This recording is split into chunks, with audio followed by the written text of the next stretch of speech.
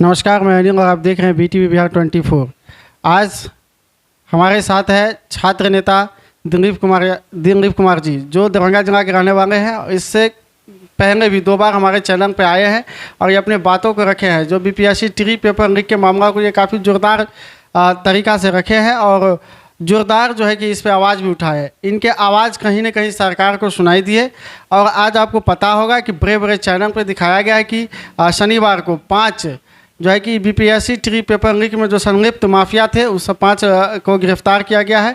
उन्हीं मुद्दा पे आज हम बात करेंगे और उसका गिरफ्तारी उज्जैन से हुआ है जो MP में पड़ता है। आइए इनसे बात करते हैं जो उनको गिरफ्तारी हुआ उस मुद्दा पे। तो सर, सबसे पहले तो आपका स्वागत है BTV बिहार 24। जी, बहुत बहुत धन्यवाद। सर, आप लगातार अपना आवाज़ को बुलंद करते रहे, अपने आवाज़ को हमारे चैनल के माध्यम से और बड़े बड़े चैनल पर भी आप रखें BPSC ट्री पेपर लीक के मामला को लेकर। कहीं न कहीं आपकी आवाज़ सरकार तक गई और सरकार ने इस पे कार्रवाई की है और उसमें 5 जो संलिप्त थे BPSC ट्री पेपर लीक के मामला में, उस 5 की गिरफ्तारी हुई है। उस पर क्या कहना चाहेंगे आप? देखिए, इसके लिए तो हम आर्थिक अपराध इकाई को धन्यवाद देते हैं कि जो जांच जारी रखी हुई है और अभी भी गिरफ्तारियां हो रही है।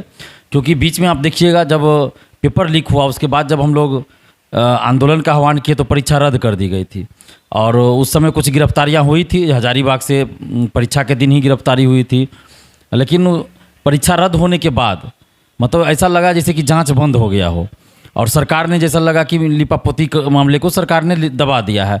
और जिस तरह से मंत्री जो अशोक चौधरी, उनका बयान आया था कि कोई पेपर लीक नहीं हुआ, जबकि आर्थिक अपराध इकाई जांच रिपोर्ट दे चुकी थी कि पेपर लीक है और मंत्री बोल रहे हैं कि कोई पेपर लीक नहीं। तो इस सबसे लग रहा था कि कहीं ना कहीं मामले की लिपापोती करना चाह रही है सरकार, और सरकार के खास के लोग और शिक्षा माफियाओं को बचाने का प्रयास ये लोग कर रहे हैं।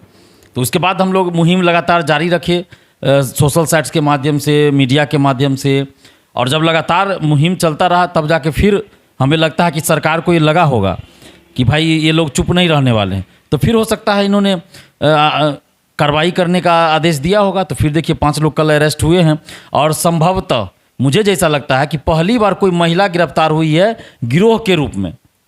गिरोह के रूप में सेंटर से या कहीं से गिरफ्तार तो लड़की भी होते रही है, लेकिन एक गिरोह के रूप में, जिसको मास्टरमाइंड कह लीजिए या सरगना कह लीजिए, उस तरह से पहली बार हमें जैसा लगता है कि कोई महिला भी गिरफ्तार हुई है। तो ये बहुत बड़ी खबर एक तरह से कह सकते हैं कि ये शिक्षा माफियाओं का जो गिरोह है और ये जो इन लोगों का मनोबल इतना बढ़ गया कि अब देखिए ये लोग महिला अभ्यर्थियों को, महिलाओं को, लड़कियों को भी अपने गिरोह में शामिल कर रहे हैं, क्योंकि पैसे का लालच दिया जाता होगा। और महिलाओं को भी अभी गिरोह में नहीं है कि महिला क्या है नहीं, लेकिन इसमें संभवतः सभी नालंदा जिला के हैं, ऐसा अखबारों में भी आया है। तो कहीं का भी हो उससे मतलब नहीं है, कार्रवाई होनी चाहिए। गलत गलत होता है, सही सही होता है। लेकिन ये बात है कि जो पहले का गिरोह सब था, जो पेपर लीक मेडिकल का कराता था, उसी सब गिरोह का कहीं ना कहीं इसमें भी मतलब एक तरह से होता है ना, लिंक बन रहा है, मुझे जैसा लगता है। क्योंकि इसमें ये भी सामने आ रहा है कि ये लोग जो मेडिकल का PG एंट्रेंस होता है उसका भी शायद क्वेश्चन लीक कराने वाले थे या करवा चुके थे। तो ये लोग का गिरोह सिर्फ ये नहीं है कि सिर्फ BPSC का पेपर लीक करा रहा था, ये लोग तरह तरह के परीक्षाओं का पेपर लीक कराते रहे। मतलब इन लोग का काम ही है, बिजनेस इन लोगों ने बना लिया, इंडस्ट्री खड़ा कर दिया बिहार में कि कोई परीक्षा हो पेपर लीक कराना है और पैसा कमाना है। और मंत्रियों को, नेताओं को पैसा पहुंचाया जाता है इन लोग के द्वारा, ताकि बचाव करे। ये लोग जब पकड़ाए तो ये लोग बचा लिया करे, और यही होता है, बड़े बड़े लोग को इसलिए बचा लिया जाता है। हम आज भी कह रहे हैं, हम आर्थिक अपराध इकाई को धन्यवाद देते हैं कि आर्थिक अपराध इकाई जिस तत्परता से काम कर रही है उसके वजह से यहाँ तक ये मामला आया और गिरफ्तारियाँ भी हुई और परीक्षा रद्द भी हुई, नहीं तो फिर कुछ नहीं होता। लेकिन सरकार से हम ये कहना चाहते हैं कि आप अभी भी, मुझे जैसा लगता है कि आर्थिक अपराध इकाई को स्वतंत्र नहीं छोड़े हुए हैं। और कहीं ना कहीं आर्थिक अपराध इकाई को जब बड़े लोगों पे कार्रवाई की बात आती है तो आर्थिक अपराध इकाई को जांच बंद करने के लिए कह दिया जाता है, मुझे जैसा लगता है। क्योंकि अभी भी देखिए आप कि बड़े बड़े कोचिंग शिक्षक, अधिकारी, नेता लोग नहीं पकड़े गए। BPSC ऑफिस का कौन अधिकारी है जिसने कोड, ये पेन ड्राइव का कोड बताया? वो कौन अधिकारी है जो क्वेश्चन छपाई के लिए उसी प्रिंटिंग प्रेस को दिया जो पहले से प्रतिबंधित था? तो इस सब को तो गिरफ्तार करना सबसे बड़ा जरूरी है, क्योंकि अभी भी बड़ी बड़ी मछलियां जिसको कहते हैं। सर एक मिनट सर, इसमें जो देखते हैं, जो लिस्ट जारी हुआ है, इसमें जो है कि जो लोग पकड़ाए, जो 5 युवक है, 1 युवती है, उन सब का उम्र भी बहुत कम है, 25 से 28 के बीच का उम्र है। सर, इसमें कहीं ना कहीं साजिश तो नहीं है कि जो माफिया कोई और है इस सबको आगे करके अपना कार्रवाई को समाप्त करना चाहता है? हाँ, तो जैसे मैंने कहा ना कि बड़े बड़े लोग नहीं पकड़े जाते, ये लोग तो बीच का मोहरा है। मतलब ये लोग तो छोटा मोटा सेटर है। जो बड़े बड़े हैं अधिकारी, कोचिंग शिक्षक, नेता, जब तक वो लोग नहीं पकड़े जाएंगे तो फिर तो इस तरह का तो गिरोह बहुत सारा है। मान लीजिए आज कल 5 गिरफ्तारियां हुई है। इससे पहले आप देखिए सिपाही भर्ती में मुझे लगता है 450 के आसपास लोग अलग अलग जिलों से गिरफ्तार हुए थे। परीक्षा के दिन भी, परीक्षा से पहले भी और परीक्षा के बाद भी 450 के आसपास लोग अरेस्ट हुए।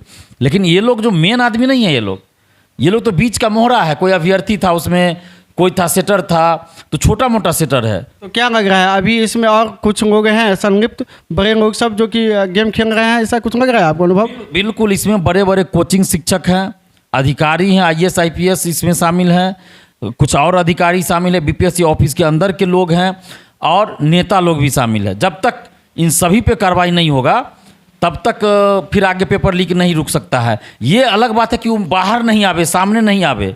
जिस तरह से TRE-2 में बाहर बात नहीं आई कि पेपर लीक हुआ, लेकिन अगर मामले को आप देखिएगा तो लगता है कि उसमें भी पेपर लीक हुआ था। पेपर लीक किस सेंस में हुआ होगा कि जिन लोगों से पैसा लिया होगा उसी को आंसर बताया हुआ होगा, बाहर वो बात नहीं आया होगा क्योंकि कटअप बहुत ज़्यादा गया। तो ऐसा संदेश तो उत्पन्न होता है, चूँकि TRE-3 में जब इतना बड़े पैमाने पर हो गया तो TRE-2 में भी लगता है अब।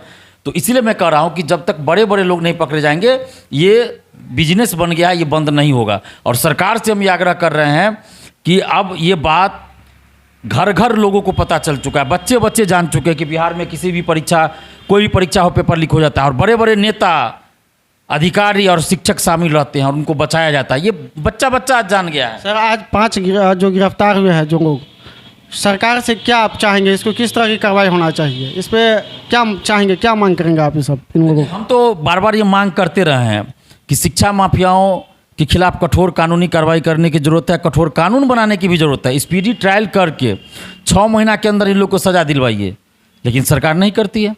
उसके बाद जितने भी अभ्यर्थी पकड़े गए हैं आजीवन प्रतिबंधित कीजिए।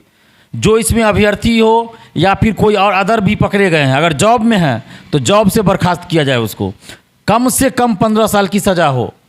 जब तक ये सब चीज़ नहीं होगा ना, और उसकी सारी संपत्ति जब्त की जाए। कहाँ कहाँ होटल बना लेता है, बड़ा बड़ा रेस्टोरेंट, होटल बनाता है, चलता है, इन लोग का बिजनेस बना लेता है, बिजनेस चल रहा है, करोड़ों अरबों का बिजनेस चल रहा है। जब तक वो जब्त नहीं किया जाएगा, और ये जो गिरफ्तारियां होती है तो ये लोग डरते नहीं है इससे। सबसे बड़ी बात है कि लोग को लगता है कि हम 6 महीना, 5 महीना, 3 महीना में जेल से बाहर आ जाते हैं, फिर अगली परीक्षा होती है, फिर उसमें पेपर लीक करा लेते हैं, करोड़ों रुपया कमा लेते हैं, तो 6 महीना जेल में ही रहते तो क्या दिक्कत है। ये सब बहुत सारे लोग बोलते रहते हैं। तो इन लोगों पे प्रतिबंध लगना चाहिए। अगर कोई पकड़ा गया इसमें तो वो किसी कोचिंग में जाके नहीं पढ़ा सकते, बाहर आता है कोचिंग में जाके पढ़ाता है। भाई ये कौन सी शिक्षा वो दे रहा है? बाहर आता है, मंत्री बन जाता है, कोई विधायक बन जाता है, कोई पार्टी उसको विधायक का टिकट दे देता है। बताइए कौन सी तरीका हुआ भाई? अशोक चौधरी बोलते हैं कि कोई पेपर लीक नहीं हुआ और उसकी बेटी को समस्तीपुर से टिकट देते हैं चिराग पासवान। इससे पहले आप देखिए ये 2020 विधानसभा चुनाव में नालंदा के किसी विधानसभा क्षेत्र से, नालंदा के किसी विधानसभा क्षेत्र से एक शिक्षा माफिया को चिराग पासवान ने टिकट दिया। तो इससे तो पेपर लीक का पैसे का इस्तेमाल हो रहा है, खुलेआम हो रहा है। आज क्या कहेंगे आप अशोक चौधरी के बारे में? जो है कि वो कह रहे थे कि जो पेपर लीक नहीं है, आज तो 5 गिरफ्तार हुए, इस पे आप क्या कहना चाहेंगे अशोक चौधरी? अब तो अशोक चौधरी को इस्तीफा देना चाहिए ना। ये तो मंत्री होने जो पद और गोपनीयता की शपथ ली जाती है, तो एक तरह से उसका उल्लंघन इन्होंने किया है कि जब जांच चल रही है तो आपको बोलने का मतलब क्या हुआ कि कोई पेपर लीक नहीं हुआ भाई? और जांच रिपोर्ट भी आ चुका था कि पेपर लीक है, उसके बाद आप बोल रहे हैं कोई पेपर लीक नहीं है। सरकार के मंत्री होकर आपने तो पद और गोपनीयता की जो शपथ ली थी, संविधान की शपथ ली थी, उसका आपने उल्लंघन किया है। आपको मंत्री बनने का कोई मतलब संवैधानिक अधिकार नहीं है, नैतिक अधिकार तो नहीं है, संवैधानिक भी नहीं है। इनको तो मंत्री पद से बर्खास्त किया जाना चाहिए। और इनकी बेटी जो चुनाव लड़ रही है समस्तीपुर से, तो ये भी देखा जाना चाहिए कि क्या वजह है कि ये सब प्रक्रिया क्यों हो रही है। चिराग पासवान जी कैसे इनको टिकट दे दिए भाई? क्या पार्टी के लिए कभी संभावी चौधरी कुछ की थी चिराग पासवान जी की पार्टी के लिए? किन परिस्थितियों में संभावी चौधरी को चिराग पासवान ने टिकट दिया है? क्या वजह रहा? कोई लेन देन तो नहीं हुआ है? तो ये भी देखा जाना चाहिए। जो चिराग पासवान जी के साथ संकट की घड़ी में साथ थे, उनको आपने टिकट नहीं दिया और संभावी चौधरी को अचानक से टिकट दे दिया। तो क्या ऐसे टिकट दे दिया फ्री में? ऐसा तो नहीं है संभावी चौधरी एक युवा हैं, युवा के हित में काम कर सकते हैं, ऐसा भी हो सकता है सर? आप भी युवा के बीच में युवा की आवाज़ उठाते हैं, तो उसका फिर विरोध क्यों करते हैं? ये कहने के लिए वो कहेंगे ही कि युवा को दिए हैं टिकट, तो युवा का क्या मतलब? युवा का मतलब ये थोड़े होता है कि कोई विदेश से आया उसको दे दीजिए टिकट। उनके पार्टी में ही बहुत युवा है, अरे उनके पार्टी में भी बहुत युवा है, उनको टिकट दीजिए ना। आप जो आपके पार्टी में जुड़े हुए हैं पहले से, कोसी जो समस्तीपुर का लोकल है उसको दे दीजिए टिकट, हम लोग भी उनके लिए प्रचार कर देंगे। है चिराग पासवान हिम्मत देंगे? नहीं देंगे। तो यहाँ तो पैसों का लेन देन चलता है, टिकट खरीद फरोख्त होता है, पेपर लीक का पैसा का इस्तेमाल होता है। ये तो किसको नहीं पता है, सबको पता चल रहा है। हम लोगों ने फैसला कर लिया है, जो पेपर लीक कराए हैं या जो पेपर लीक कराने वाले को बचा रहे हैं, हम उनको हराएंगे। और समस्तीपुर से हम लोग संभावी चौधरी को हराने के लिए हर संभव प्रयास करेंगे। क्या लग रहा है बीपीएससी 3 में अशोक चौधरी संलिप्त हैं? ऐसा कुछ आपको अनुभव लग रहा है कि उसका भी हाथ होगा इसमें? देखिए, ये तो जांच होना चाहिए ना, ये तो जांच एजेंसी ही बता सकती है।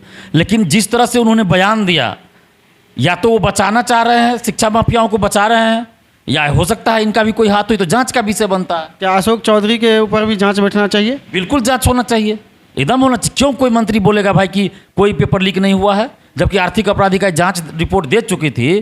तो बोलने का कोई औचित्य नहीं रह जाता है। मंत्री होकर कैसे आप ये बयान दे रहे हैं? ये तो बिल्कुल गलत। कोई जांच चल रहा है, उसमें आप हस्तक्षेप कर रहे हैं। ये बहुत बड़ा मुद्दा है, बहुत बड़ी बात है, इनको बर्खास्त किया जाना चाहिए। सर, आपने आवाज़ उठाया जोरदार से और सरकार ने उस पर निगरानी पूर्वक ध्यान दिए और आज जो है कि 5 लोगों को गिरफ्तार भी किए।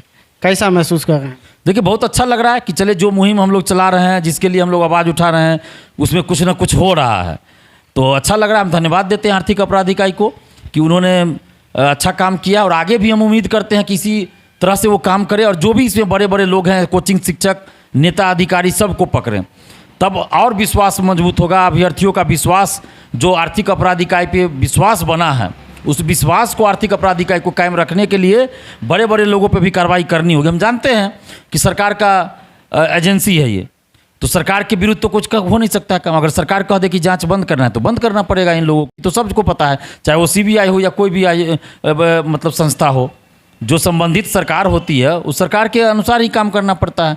लेकिन अभी तक मुझे लग रहा है कि आर्थिक अपराध इकाई ने बहुत लोग नहीं थे, बहुत लोग हैं। अब 300 लोग जो पकड़े गए, या 270 संख्या बताई जा रही, कभी 300 वहाँ से हजारीबाग से, आज तक बीपीएससी ने उसको प्रतिबंधित क्यों नहीं किया है?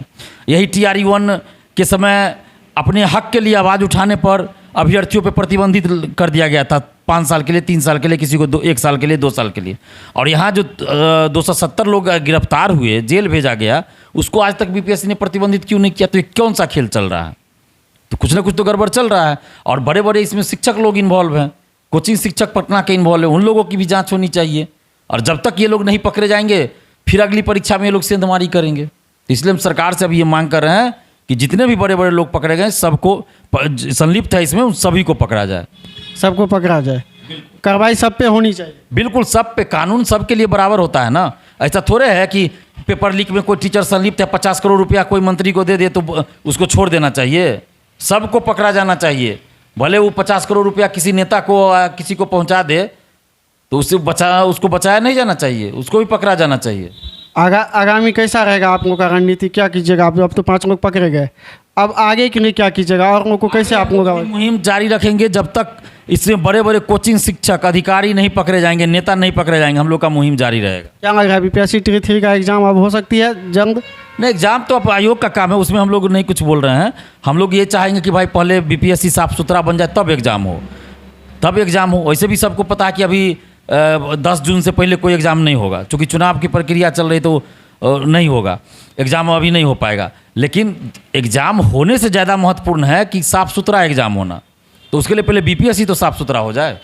कैसे साफ़ सुथरा हो सकता है सर? क्या करना चाहिए बीपीएससी के अध्यक्ष? जितने उसमें दोषी लोग हैं, संदेहास्पद लोग हैं, संदिग्ध लोग हैं, उन सबको पहले बाहर किया जाए, बीपीएससी ऑफिस से बाहर किया जाए, तभी जाकर इसमें कुछ अच्छा से परीक्षा होगा, नहीं तो फिर वही चलेगा। आप लोगों को किसी व्यक्ति पर, क्या बीपीएससी में जो भी अधिकारी हैं, कोई ऐसा व्यक्ति जिस पे आपको डाउट हो रहा है, आप किसी को जानते हैं या किसी पे भी ऐसा संभावना? देखिए, एक अमरिंदर कुमार थे बीपीएससी के पूर्व परीक्षा नियंत्रक, अभी उनको बीएसएससी का मेंबर बना दिया गया है। तो इन लोगों की भूमिका की भी जाँच होनी चाहिए कि इनके समय में भी पेपर लीक हुआ था 67वीं का, और फिर बीएसएससी का मेंबर बने, और इधर बीपीएससी का पेपर लीक हुआ, तो इनकी भूमिका की जांच जरूर होनी चाहिए। और जो भी इसमें हो, ये तो जांच का विषय है ना, कि हो सकता है बहुत सारे लोग का तो हम नाम भी नहीं जानते जो अधिकारी हैं वहाँ के। अब कौन उसमें क्या कर रहा है ये तो हम लोग नहीं जानते हैं, लेकिन जांच होगा तो सारा चीज़ भेद खुलेगा। 67वीं बीपीएससी में आप देखिए डीएसपी तक अरेस्ट हुए थे, फिर अभी 20 अधिकारियों को नोटिस जारी किया गया है। तो इसलिए हम तो कहेंगे कि जितने भी दोषी इसमें हैं संलिप्त, सबको पकड़ा जाए, क्योंकि ये बिहार के करोड़ों युवाओं से जुड़ा मुद्दा है, करोड़ों युवाओं के भविष्य का मुद्दा है। ये एक दो लोगों की बात नहीं है, करोड़ों लोगों की बात है। हर परीक्षा का पेपर लीक हो रहा है, इसलिए मैं कह रहा हूँ करोड़ों लोगों की बात है। तो आप सुन रहे थे दिलीप कुमार जी, जो छात्र नेता हैं।